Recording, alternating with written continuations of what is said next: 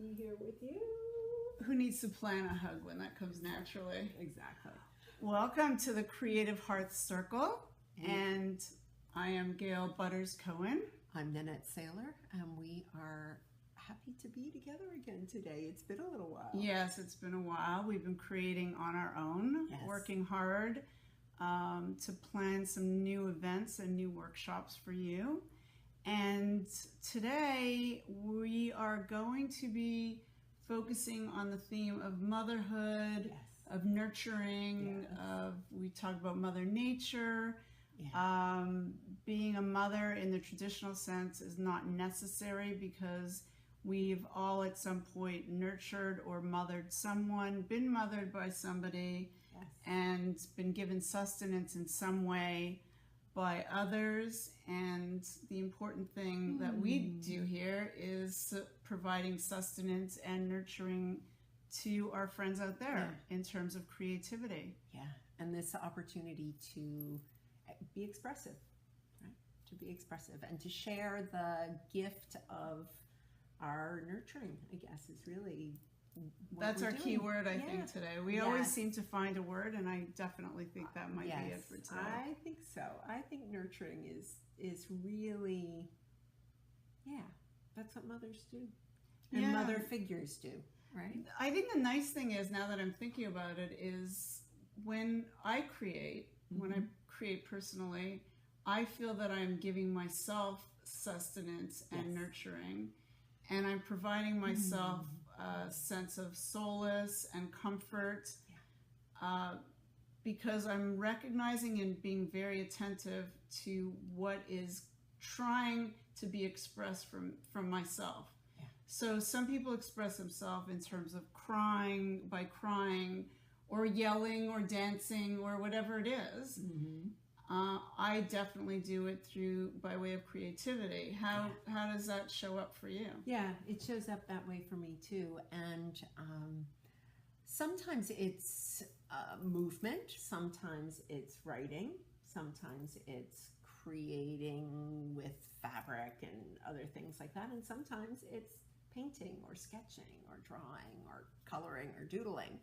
So and I think that one of the things that we've come to appreciate when we come together is that so much of it is very organic. It just happens as we are in the moment and enjoying the experience and allowing that to come through. And I think one of the key things for me is to approach the process without a lot of rules and without a lot of firm expectations. So that's kind of loving yourself unconditionally. Yes, so absolutely. If you're talking about parenting or mothering, that is loving oneself unconditionally. Just allowing. It's all about allowing the space to grow. And the experience to grow, because as often has happened for us together, what we started out with isn't what ends up. So, and that really is a lot of the process. I think that the benefit, the nurturing that comes from that is in that allowing, we're trusting, aren't we? Oh, I like that. The trusting. Definitely, that's very important. And that we learn to trust our intuition. Exactly. And nurturing that is critical for our success in life, right? For us to be able to move through every day making decisions, and however it is that we're showing up, we have to have flexed that trust muscle a little bit, if you will, and nurtured it by having these experiences. So this is great practice. This is great practice because in life, in the everyday, we have these plans and we have our to-do lists, and yet it is very rare that the entire day goes as planned. Right. So in implementing a creative process in your life, you're actually reminding yourself, or you are reminded when you're going through the difficulties of everyday life and the challenges, okay, I've done this before, I've been in this place before, I've been lost before. It's like driving and getting lost. I've been lost, and I know eventually I'm going to get out of it. It's not permanent. It feels like Yes. The anxiety is tremendous and the frustration is there. Yeah. The same as in creating, you could feel that too. Yeah. But if you just take a breath, which we're going to do in a second, then we realize that, okay, let's just not start over, but let's just continue. Just keep moving. Just keep moving. Just nurture it. Yes. Yeah, and to nurture the process along, right? And to do it gently and with love. I think, and that's self-love. That's the thing that to circle us back to the motherhood theme, right? Is this unconditional love and the gentleness, the kindness, and I think beautiful. Yeah. So what about our? So we're gonna get started today. Yeah. So let's do our candle ritual. Yes. And we'll light a candle just to take 3 nice breaths. Yes. And I want to read a quote. Yes. Yes. And yes. Let's start.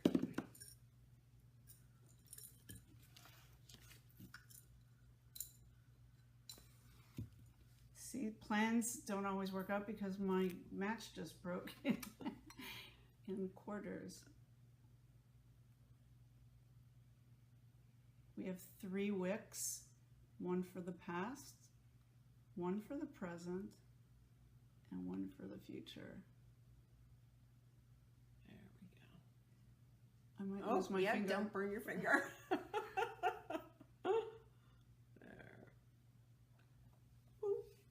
Okay. Yeah, we got it. All right.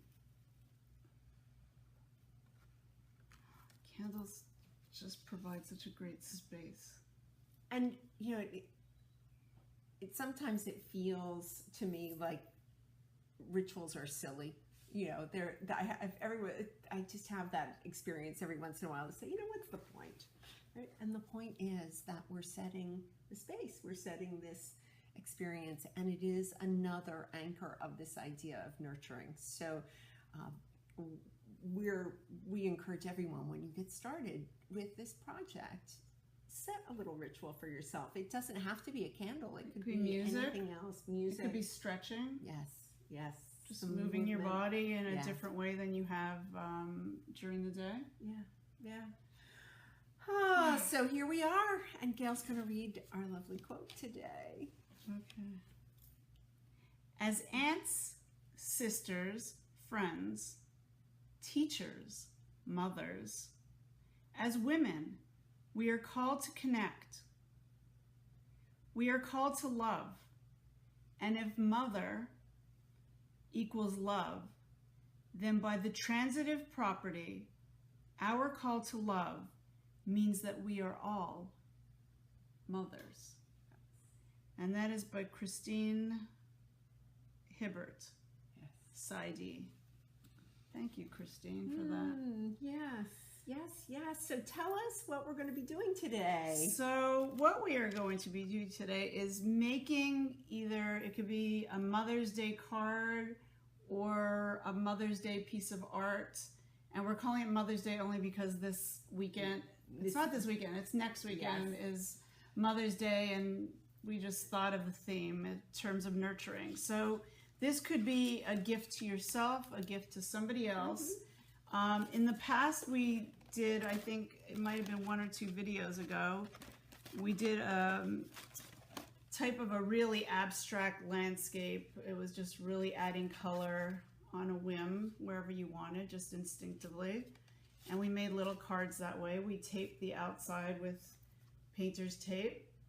And today we'll be doing a little more of, it's not a realistic landscape, it's still expressive, but more indicative of a landscape, maybe a hilly area with grasses. And we're going to show you some little tricks to create some fun textures in the artwork. Yes. So it's pretty easy. All you will need today is some acrylic paint. It could be any brand. Any color. Any colors that you choose. Yeah. And you might have a selection by now. And our camera's a little sideways today, so we need to focus on you over there. We're just going to be beginning with a very simple background. It could be, mine's like an orangey color. We'll have this color set up better for you later, but we'll end up with doing a landscape. And we're working on cards, on a cardstock. Right, I bought this, it's watercolor. It's watercolor stock that is available in any craft store. Right, it comes with an envelope and a card, and you could give it as a gift. You could decorate the card. You'll see it more clearly when we focus directly on the artwork. Yeah. And today I'm not going to be showcasing an example done on a cereal box, but you certainly could. We're going to be fancier today. Yes, we're going to be a little fancier today. And if you are going to use a repurposed paper stock of some kind, then the only additional step, the only additional material would be to have some gesso. I suggest that. Yeah. To start on top of it, turn it all into a white card to begin with. Really, you're sealing the paper. I mean, I have a clear gesso that you could just mix with paint as well. Yeah. So it's up to you, whichever way you decide to start that, just to make your surface more easily accessible, and the paint will move around a little better and stay better. And in terms of the materials that we're going to actually be painting with, we're going to use some old brushes. We're going to use the possibility of some fun tool. This is just a plastic leaf. We're going to do a little scraping potentially, so the chopsticks we've used before, or toothpicks. And your fingernails, or even like just a screw or a nail. Yeah, anything that can give you a little bit of sharp edge. Some alcohol, isopropyl alcohol. This is 91%, but any percentage that you have is fine, to create some interesting shapes and textures. And that's it, I think, for our supplies and our setup. So we are going to get ready to show you how that goes. Yes. So get ready to nurture yourselves today, because that's what we're here for. All right. For you. Well, here we are working on our Nurturing Mother's Day Week project. And what we'll be doing is a simple expressive landscape with some old brushes, some acrylic paints. We have several colors here. Some warm colors, which are your reds and yellows, oranges. And then we have the cool colors, which are the blues and greens. And then we have what I call a separate category. So we're not going to use black yet unless we decide to use a pencil or graphite or something like a Stabilo pencil in black or blue. I have both. I also have a white one, which makes interesting marks. But we could always start with that, and that would be interesting too once we have our warm colors down. So what we will start with is simply painting a background in an orangey color, because it kind of implies warmth and love and comfort.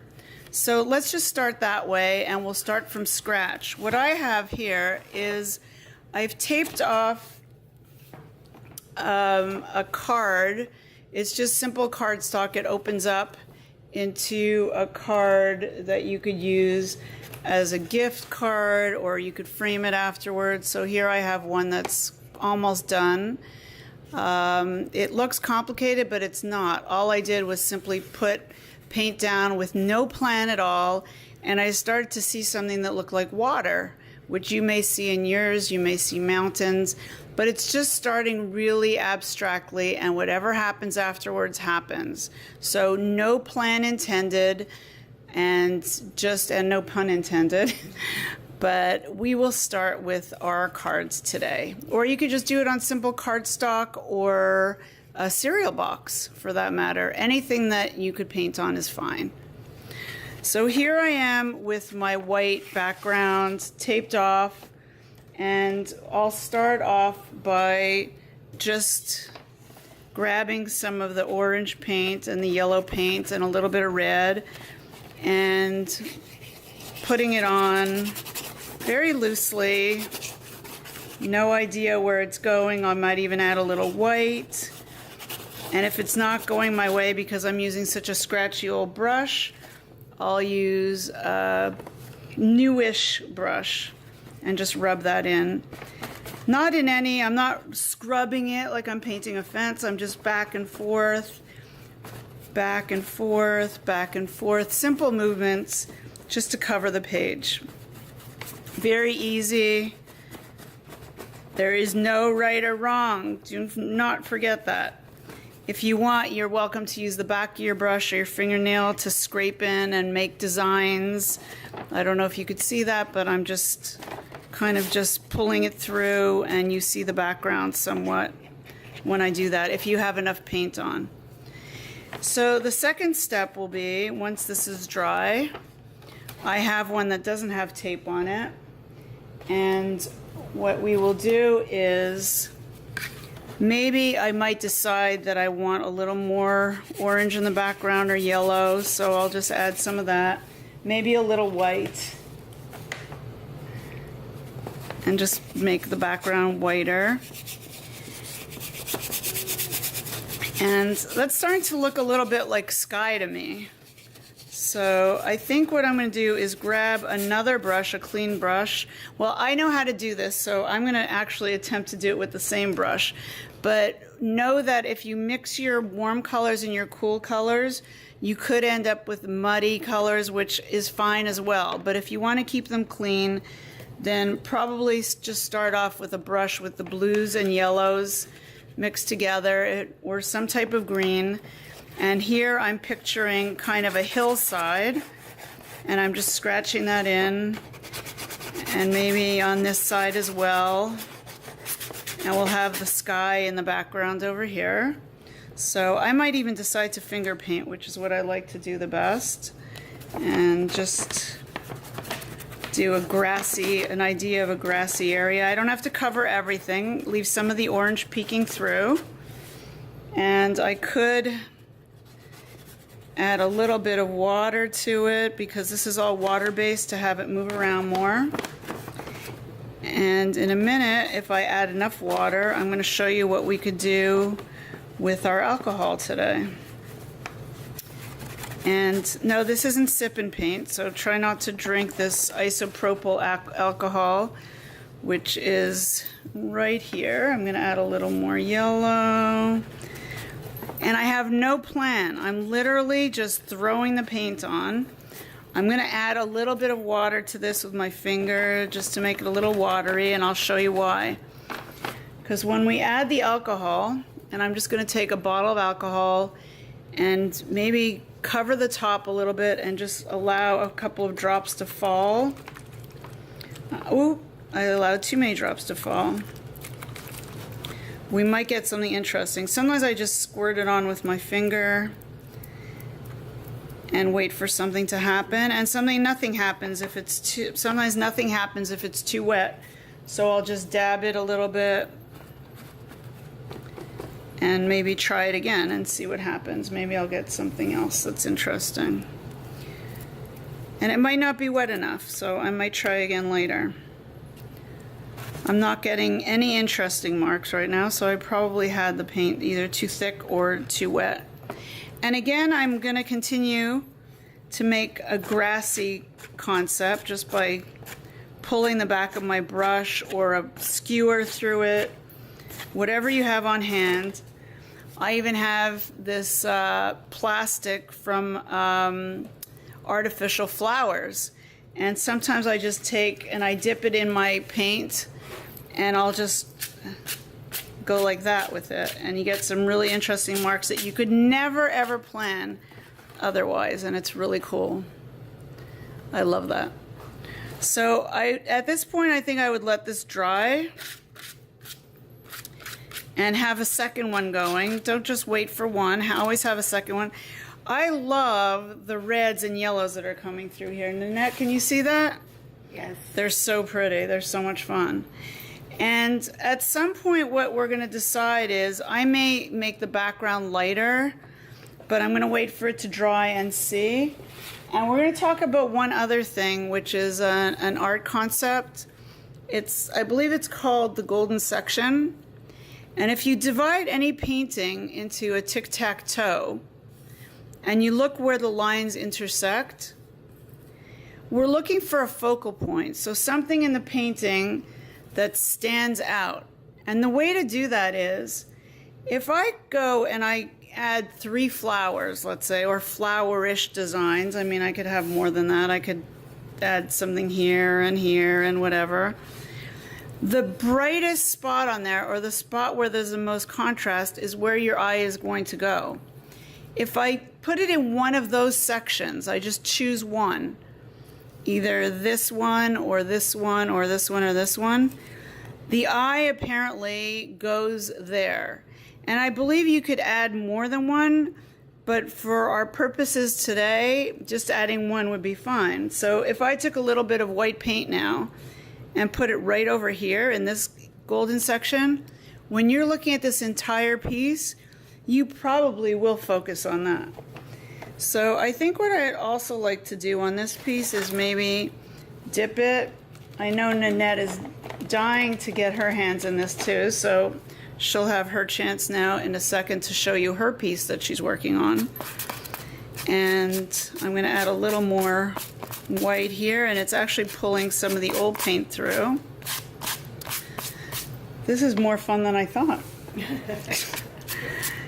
And I have a lot of colors running through.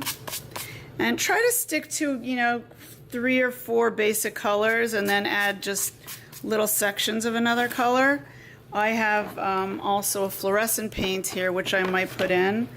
And I'm probably going to just do that with my finger. Just put it over here, and maybe a drop somewhere else, but not as much. And just throw it around a bit. But I could always cover this up with some more green after if I think I've put in too much. And let's see. And yes, I just made a big mess, so I will wipe it off, or I'll wait for it to dry and I'll go back in. So don't worry about making a mistake, because you can't really go wrong in this. You're going to create your beautiful landscape no matter what. So just be happy with whatever you're doing, because it's ever changing, just like anything else in your daily life. So I'm going to put this aside and wait for it to dry and see what I want to do on it next. And I'm going to let this dry, and I'm going to let Nanette start on hers. Let's see what you have in store for yourself, Nanette. Okay, so I am going to start with a plain card. I am not taping mine off because I want to go all the way to the edge. And I'm going to start with the yellows and orange. And let's see what happens here. Oh, and it's kind of muddy.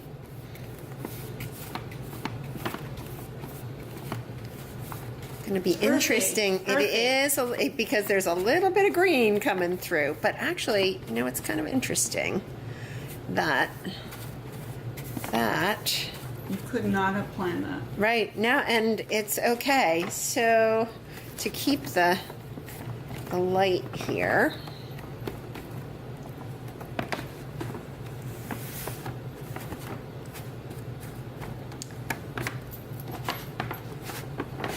And I think I am going to add a little bit of this lighter color. And like Gail, I like to use my fingers too. The most fun part of painting is using your fingers. And with the idea that this needs to get a little lighter, and this needs to get a little more contrast here. See what we got going on. Those colors are a little too primary for my taste at the moment. Interesting that we've got a lot of brightness happening there. It's almost like, it looks like I like that it's so different than mine. Well, and it looks like my garden's on fire. Yes. So I think we need a little white. There's white here. Oh, here we go. Yeah, to see if we can soften this up a little bit. Let's see what happens when we add some white in here, just to get that color to come down a little bit. So it's not quite the more tools that we use, the more more interesting marks we'll get. Well, and yeah, I was just thinking I've got a good collection of paint on here right now, so I could want to let that dry. Yeah, and I could potentially. I love that as an abstract. Yeah, I think it still is indicative of some type of garden or mountain scene with wildflowers. Yeah, it's so yes, I can let this dry for a minute and see what's going to happen. You could work on that orange one that's over there. So this is the beginning that we had before with the soft oranges, and now it's calling me. Would you like to try the Stabilo? Oh, sure. Let's show that. Yeah, let's see what happens if we've got, how about, what feels like it wants to happen here? How about if we had something that's kind of happening in the background that's sort of hilly and something else going on here, and then maybe we have some kind of definition to this. Is beginning to feel more to me like a more pronounced landscape with a mountain in the mountain range in the background. Right, it doesn't need to be abstract, but I love the shapes that you have on there. Yeah. So that is abstracting mountain and countryside. And when we play with this, you're activating it. I'm activating it. The pencil, these particular pencils, the Stabilos, they take on a different identity when you add paint or right. You could add gesso, not gesso. Well, you could add the clear gesso, or you could add a matte medium or medium. Let's see. But I think the paint will make it stay. Yeah, I think that it's kind of interesting that there's a little bit of just a very kind of, this is feeling pretty, a little bit of blue. Oh, I think it would be fun if we work on this collaboratively today. Yes. And we take turns. Oh, I like that you're putting the darks in it. That's really important, actually, which I didn't do in my piece. I always seem to notice at the end that in order to add more contrast and more value, it's nice to use all of the dark colors as well that we have on our palette. Yeah, there was something about these mountains that kind of calling me to add these deeper tones. And then I'll come back in through over here. Let's get just a little bit. Purple becomes a little difficult to work with because when you blend it with the blues or the yellows, it gets kind of funky. A little bit. Yeah, so what I'm seeing is the potential for a light layer to come in from here. Or the background behind the mountains might be cool. Yeah, a little bit. But then if we add fun marks. So now I've got a happy mess on my fingers. Time for a baby wipe. Yeah, it's at some point it becomes kind of like your mixed brush, right? That it's time for something else. So let's let Gail come on back. Is yours dry? It's dry enough that I can work on it a little more. Okay. Here, we'll trade places again. So I have this piece here. I believe I had another piece that I had started before that I wanted to spruce up a bit. But again, I can't decide what I want to do with it. I am seeing, based on what Nanette did, that I'm missing darks in this.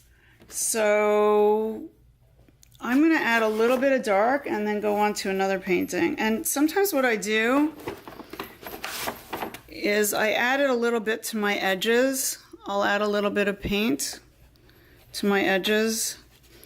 And right away, my painting just came to life because it has more contrast. It has more interest.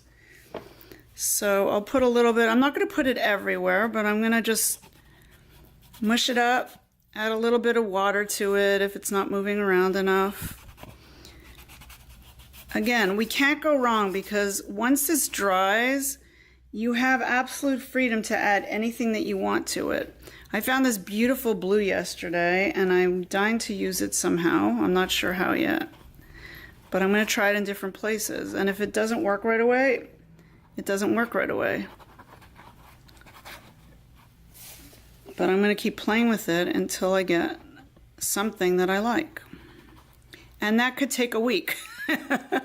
It might not happen, and I may be doing something that you out there are looking at and saying, what are you doing? You had such interesting marks before, and now you've destroyed it.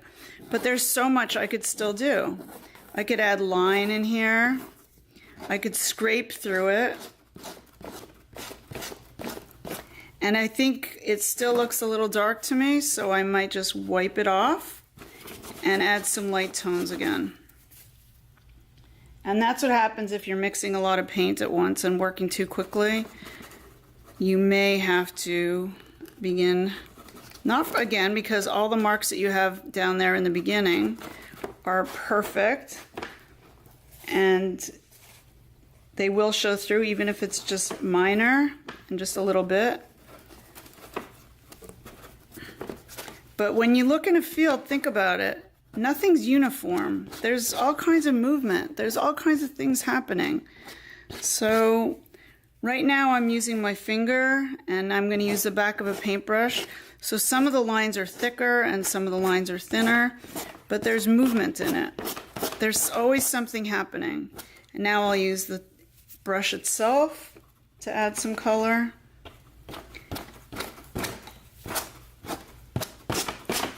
I just love that idea of wild flowers and the wild, vivid colors of being a woman. The fire and the fury, you were talking about fire before, but there doesn't always have to be. There's beauty in our passion, and that's what we have to remember. And this is a great way to express it, is throw the paint on and see what happens. Can't go wrong. And this is where I'll leave this one for now. And if you're at this stage, what I did on this one was I had just added a little bit of green on top of the lighter color, the warm colors, and I scraped through it. So we have all these lines that I probably did with my fingernail and the back of the brush. And if you could see, if you look underneath, you could see the color coming from behind it. So I'm going to try that alcohol little trick again and see if it works this time. I think I'll take any of the transparent paints are really good for that.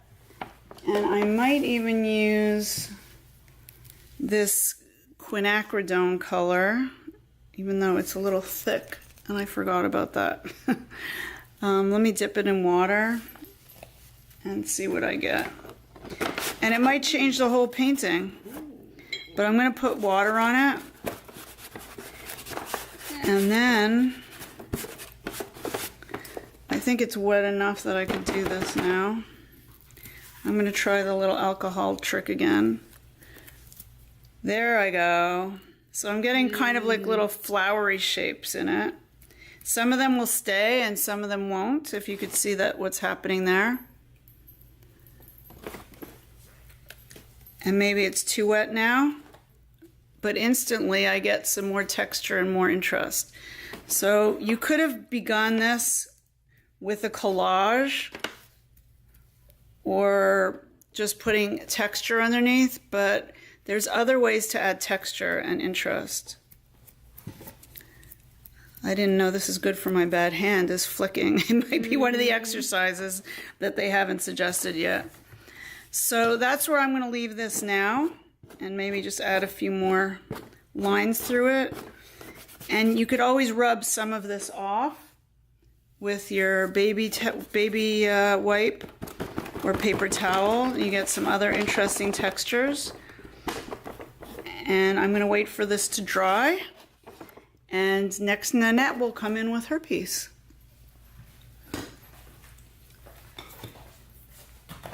So I'm going to go back to my flame garden here.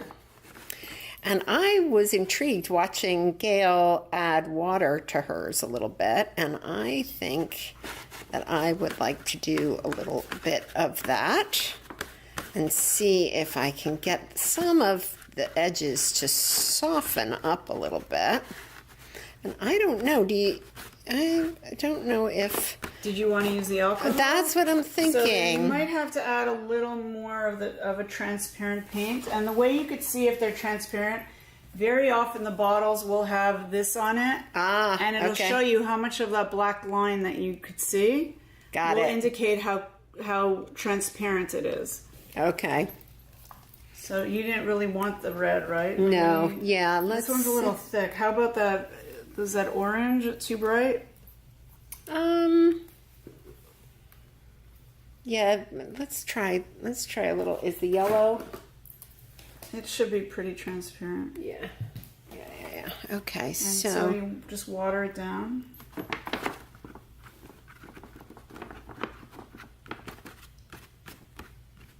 Maybe even thinner, I don't know. What works well also are inks. You could get, I'll show them some of the Let me inks that see we how have. this works. See what happens Or- if I... Or fluid acrylic actually works even better than this. Some of these are fluid. I believe the yellow you used was fluid. I think I just made a mess. It's all practice. Let's see. Yeah, not really I'll try doing. some of this. Let's see. So now we're getting into the fancy tools. I can,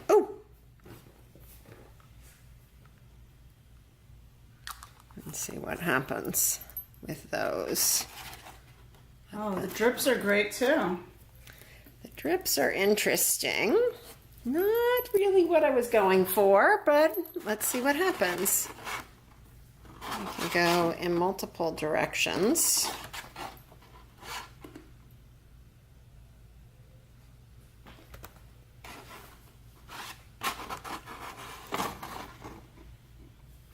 Okay, now as they get a little more interesting than just straight lines, I'm liking them better. And I'm starting to feel like this could, interesting.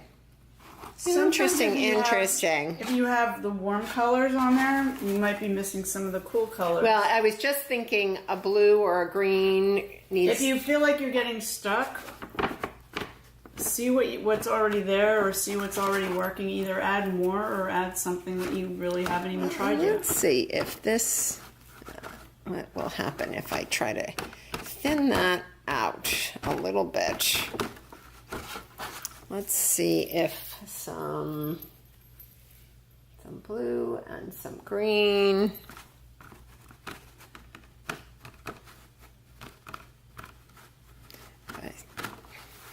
Some interesting marks. What happens with these? Start to get, now we're starting to look more like this is almost forest-like.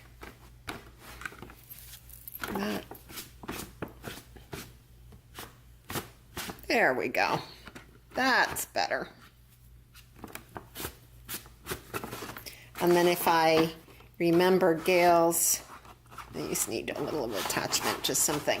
Remember Gail's, what she showed us just a minute ago with the darker frame. And I remember that you love that color too. Yes. But you could always use that as your golden section. Yes. Yep. To highlight a certain area. This was just calling me here. And a little Pretty. bit. Yeah. Just a little bit there. Are you having fun? I am. That's and then a little about. bit of this contrast on, whoops. Thought I had more purple on my finger. A little bit of this contrast on the edge. And we're starting to feel like it's coming together.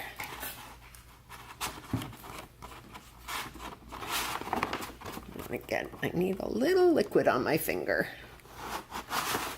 There we go. So this has turned into a finger painting session. Yeah. Yes, yes, yes. Did you want to give this a little bit of a try? Yes, I would like to do that. Let me just get this edge. Although you have something really great going. I know. I was thinking. But remember, it's all about taking chances. I think that we could have just a little bit of this and a little bit, maybe even a little more of the dark coming from here. Don't be afraid to use your whole arm. You don't need to just use your hand and your wrist. So time to come to an end here for today in the Creative Hearts and Healing Circle. And the end of our Mother's Day project and our nurturing project, which is landscapey feeling. And here's Nanette's been working on this. None of these are finished, they're all in progress. And I was working on that one there with my really cool red marks. I like that. And we have some floral ideas going here with our golden section.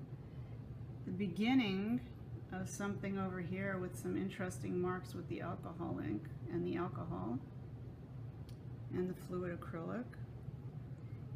And our best part is the big mess that we're making with all our tools, our grasses, our sticks, and we can't wait to see what you create and post back in the Creative Hearts and Healing Circle. See you next time. Bye-bye.